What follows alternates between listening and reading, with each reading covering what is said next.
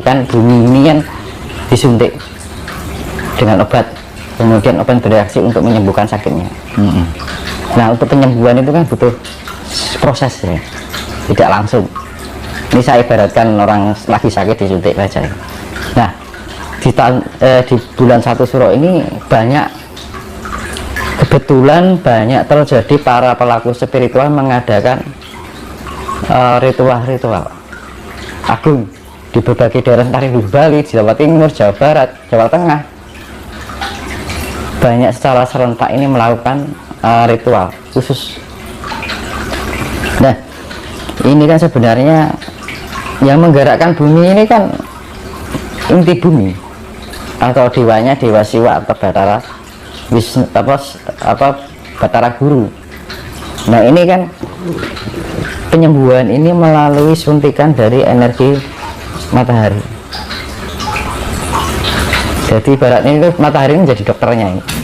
Disuntikkan energi dengan energi ultraviolet, energi inframerah, bahkan energi tampak.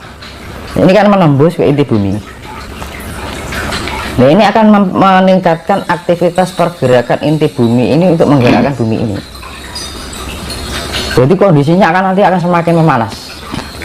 Dan itu akan berdampak pada gejolak alam. Gitu. Itu memang untuk penyembuhan. Jadi mulai 1 Suro ini disuntik terus, kemudian melakukan proses penyembuhan. Nah, ini kan pasti ada gejolak-gejolak, entah itu dari laut, entah dari gunung, entah dari likuifaksi atau pergeseran tanah. Nah, ini yang harus dan apa ya namanya penyembuhan ini kan saya analogkan ke orang sakit ya. Penyembuhan ini kan membasmi virus-virus atau yang membuat sakit. Nah, artinya bagi siapapun yang menjadi penyakit untuk alam ini, ya nanti akan menjadi sasaran obat itu. Nah, nanti bagaimana terjadinya? Ya secara ini akan nanti orang saling adu, saling bentrok, adu emosi. Akhirnya mereka bila saya bunuh diri dengan egonya sendiri, bunuh diri dengan nafsunya sendiri, bunuh diri dengan emosinya sendiri. Ini kan orang saling melawan ini, entah dari skala sekecil sampai skala bahkan mungkin 2026 akan terjadi perang dunia. 2026 akan terjadi perang dunia ya, global. Perang dunia ketiga berarti bisa terjadi karena gini, nanti akan mengalami perbankan dunia itu mengalami kolapse. Jadi kondisi ekonomi secara global ini benar-benar hancur, nggak tahu arah, istilahnya sudah kacau lah gitu. Nah, ini akan menjadi suatu tambah emosi tadi, peningkatan emosional dan ego manusia, nafsunya itu semakin tinggi, semakin liar.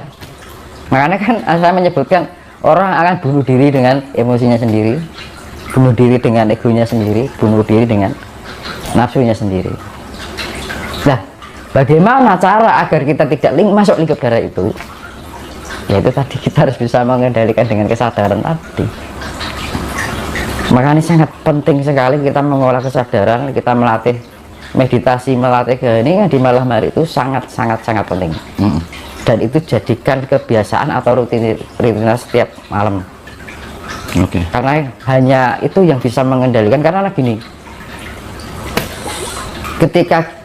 jadi gini, kita untuk membatasi agar kita tidak terpancing oleh lingkungan, terpancing oleh keadaan, terpancing oleh omongan orang yang semakin menyakitkan. Kan kalau egonya naik, emosi naik, nafsu naik kan, orang kan perilakunya semakin menyakitkan gitu bagi orang lain. Nah, itu jangan terpancing kita. Jadi anggap aja bodoh amat itu, sing waras ngalah kan gitu ya. Nah kan, maka kita tetap include-kan terus, kita isi terus dengan hal yang indah-indah ke telinga kita. Jadi ini kayak Semar kan, Semar kan simbolnya antingnya Lombok, sak pedes-pedesnya omonganmu sih pedes Lombok ning kupingku kan gitu kan. Jadi kebal ibaratnya kan gitu. Jadi jangan hiraukan omongan jelek, itu pasti akan terjadi nanti. Fitnah semakin gila-gilaan. Terus pokoknya korupsi semakin gila-gilaan. Terus semakin edan-edan. Berarti sifat kewan itu bener-bener tambah edan-edanan kan gitu. Nah ini jangan kita terbawa di situ. Jangan kita masuk menjadi golongan itu. Jangan ikut-ikutan mereka ya. Jangan terpancing juga. Jangan. Karena efeknya yang terpancing nanti. Terus ya itulah istilahnya Baratayuda itu kan sebelum terjadi benar-benar perang, Sangkuni sama Durna yang sibuk mencari siasat yang gitu. Bisa melalui fitnah gitu, bisa melalui diputar balikkan fakta lah istilahnya. Akhirnya wong do bentrok dulu. Jadi satu kelompok ini dimasukkan orang patuh dewe. Harusnya ini menjadi satu kelompok yang satu apa ya namanya, satu sejalan gitu. Ada satu penyusup masuk, tadi itu memecah belah gitu ya. Iya. Nah ini secara manusianya ya. Dan secara alamnya, alam ini terus dia akan bergolak terus. Nah, menurut pandangan Mas Dinus, kira-kira mungkin daerah mana atau belahan dunia mana yang akan terkena dampak nanti itu bencana alam itu? Ada indikasinya, Pak. Di mana di situ lingkahnya masih Gemah Ripah Loh Jinawi. Ya maksudnya Gemah Ripah itu keramahannya masih terjaga, kepeduliannya masih terjaga. Di situ daerah yang aman. Aman ya. Tetapi di daerah yang mana kala itu di fanatiknya banyak, buah agama apa pokoknya fanatik, terus angkara murkanya banyak, itu paling duluan Pak, incaran pertama alam. Jadi nanti misalkan gini ya, adalah kita berada di lingkup yang penuh dengan angkara murka ini. Pada waktu saat penyaringan ini adalah kita orang baik, orang selaras dengan alam, kita berada di lingkungan yang tidak selaras dengan alam, itu nanti akan diarahkan. Kok tiba-tiba misalkan orang merantau nih gitu, suatu daerah perkotaan besar yang di situ banyak angkara murka, dan suatu kejadian ada bencana, dia tuh kayak terpanggil, kok aku pengen mudik wae ya ngambut gawe ning omah. Jadi nanti orang baik itu akan dikumpulkan pada suatu wilayah yang di situ warna-warna. Dan untuk mencari kita selamat juga ada, carilah daerah di situ yang orangnya ramah-ramah, orangnya santun-santun, masih tepo salironya masih tinggi, yang masih memakai ajaran leluhur. Iya. Oke. Tidak hanya ajaran leluhur, yang penting ramah gitu. Indikasinya di situ. Kok lingkungannya ramah-ramah ya, orangnya baik-baik, nggak terlalu orangnya fleksibel lah gitu kan, ramah, masih misalkan kita lewat nyun sewu mas, iya monggo, keramahannya masih terjaga, terus solidaritasnya masih terjaga. Lah pengen aman, carilah daerah itu. Dengan kita berada di lingkungan yang sehat, maka kita akan menjadi sehat. Dengan berada di lingkungan yang buruk, kita harus bisa mampu menjadi atau menguatkan proteksi kita, daya proteksi kita, pengendali kita. Ketika kita mau memproteksi diri kita dengan sebuah kesadaran itu, nanti kita diarahkan di tempat-tempat yang selaras dengan diri kita. Jangan kita terbawa atau terpancing. Dengan tidak langsung, mungkin Mas Dinus mau mengatakan bahwa semesta nanti akan mengarahkan orang-orang yang istilahnya digandaki untuk diselamatkan. Iya, nanti akan dikumpulkan yang selamat, dikumpulkan di satu wilayah, itu random sifatnya. Misalkan daerah ini selamat, misalkan dalam jarak 1 km 2 km beda desa aja sudah lain gitu. Jenengan memasuki desa yang berdampingan, orang ini begini lingkungan, sedangkan ini kok ramah-ramah, padahal hanya bersebelahan. Karena gejolak alam ini tidak bisa ditentukan kota, itu nggak bisa. Satu kelurahan atau satu kecamatan itu bisa Bisa ini, misalkan ini desa ini satu kelurahan ya, ini desa ini di sana ini bagus, ini aman-aman aja. Bisa terjadi, jadi bisa skala kecil, bisa skala global, satu kota semuanya. Nah makanya jika kita ingin selamat, kita cari daerah yang masih memegang keharmonian. Dengan begitu kita akan tertular, kalau kita berada di lingkungan baik, kita tertular kan secara dengan sendirinya. Misalnya kita berangkat dari orang yang nggak baik, kita berada di lingkungan baik, nanti akan biarkan kita tenggelam pada jiwa-jiwa yang penuh keluhuran gitu. Jangan kita membiarkan tenggelam pada kegelapan itu tadi. Maka carilah daerah yang masih keguyupannya itu masih terjaga, keramahannya masih terjaga. Makanya kan orang bingung, aku gitu sebenarnya misalkan sudah ada prediksi bencana, misalkan aku gitu pengen selamat kan gitu.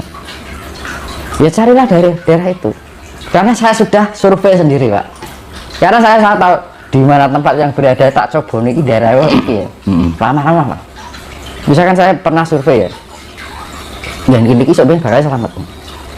Saya kenalan sama orang kampung, dan ternyata di situ orangnya ramah-ramah, bener. Terus di sini kok ada wah ternyata ngomongannya nek basa Jawa, basa kasare, wah nggak ada kabeh. Nah ibaratnya wonge egoisnya tinggi, sok-sokan, sok kemersik, sok suci, sok ngatur wong, iren-irenan atau saling iri, ya kan? Itu otomatis. Alam ini punya daya, makanya kan ini mulai Juli ini suntikan dari alam semesta untuk menyembuhkan bumi ini. Berarti bumi disuntik, nyuntiknya ke inti bumi, ke Manik Moyo. Nah Manik Moyo ini bekerja. Nah, Manik Maya atau Batara Guru atau Sang Hyang Jagat Girinata ini akan melakukan hasta tadi, hasta berata. Hasta itu 8, berata itu adalah pergerakan. Dia akan melakukan pergerakan dari 8 penjuru dunia.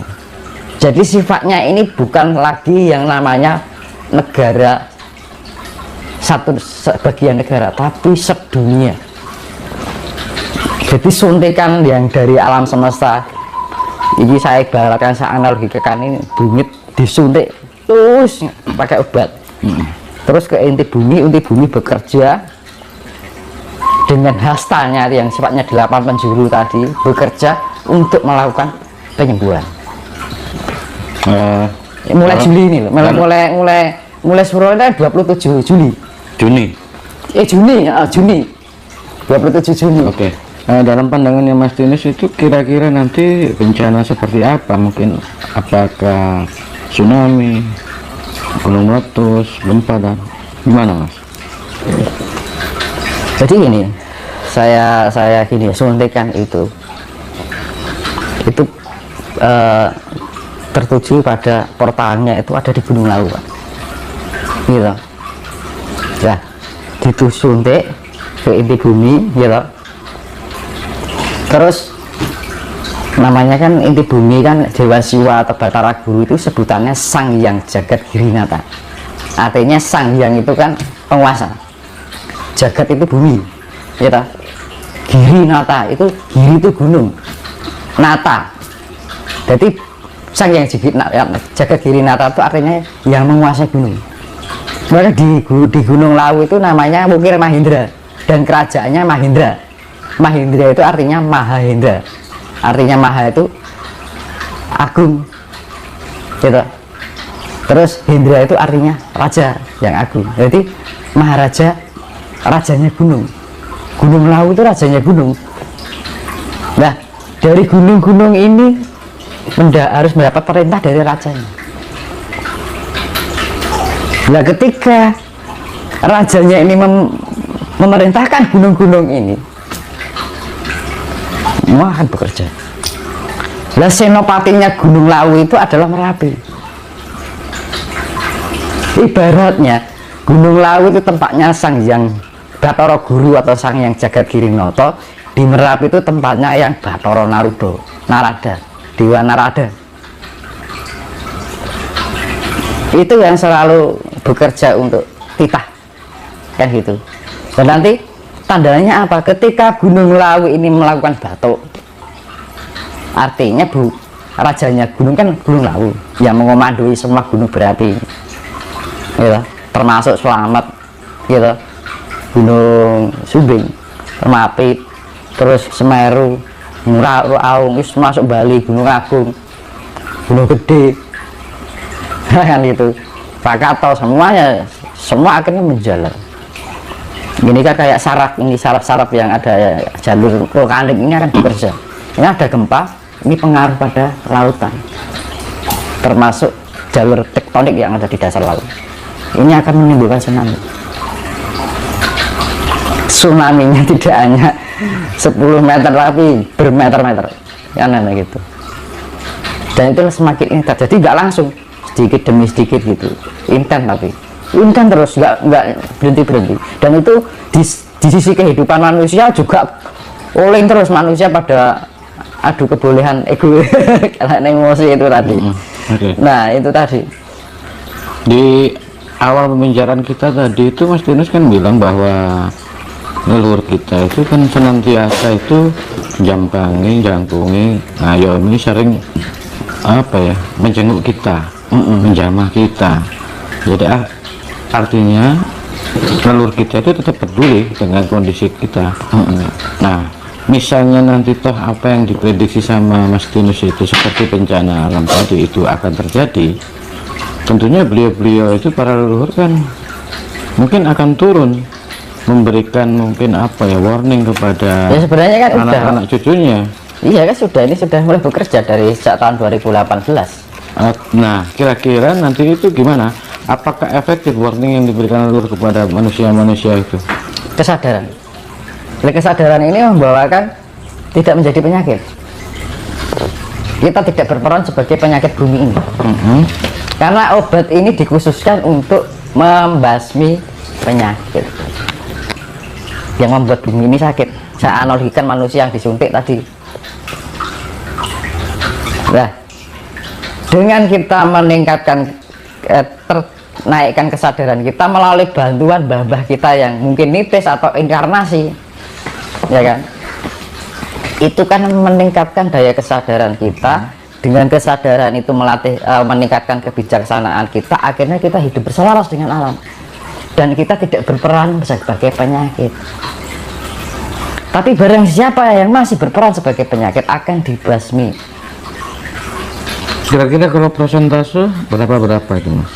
Ya nanti kalau secara puncaknya mungkin 2030-2031 itu terjadi air bah seperti Nabi Nuh. Itu mayoritas. Nah itu hanya tersisa 5% dari keseluruhan di dunia. Berarti 95 yang hilang. Kan jumlah manusia sedunia kan 8 miliar. Kurang lebih ya. Ya dikalikan aja 5% itu berapa? Tinggal 400 juta. 400 juta. Sedunia loh Pak. Iya. Kalau ngambil 5%-nya. Iya. Berarti kan yang 7,6 kan sudah tidak ada. Iya besok sepi. Iya. Ya nggak mau ya. mau gimana lagi Pak? Karena ya gini ya. Misalkan gini, kasihan ya manusia yang kena bencana, ya memang kasihan. Oke. Tapi kan lebih kasihan alam gitu kan. Kita melihat ya banyak sejarah itu bahwa sebenarnya bumi kita itu sudah melakukan riset berulang-ulang ya. Yang dulu ada Atlantis terus hilang, sebelum Atlantis ada Lemuria. Iya. Berarti peradaban sebenarnya itu sebenarnya ganti-ganti sebenarnya ya. Dan pernah mengalami puncak kegilaan zaman itu. Iya. Nah itu dari Atlantis itu kan dulu kecanggihan teknologi yang liar. Akhirnya ditenggelamkan ke samudra.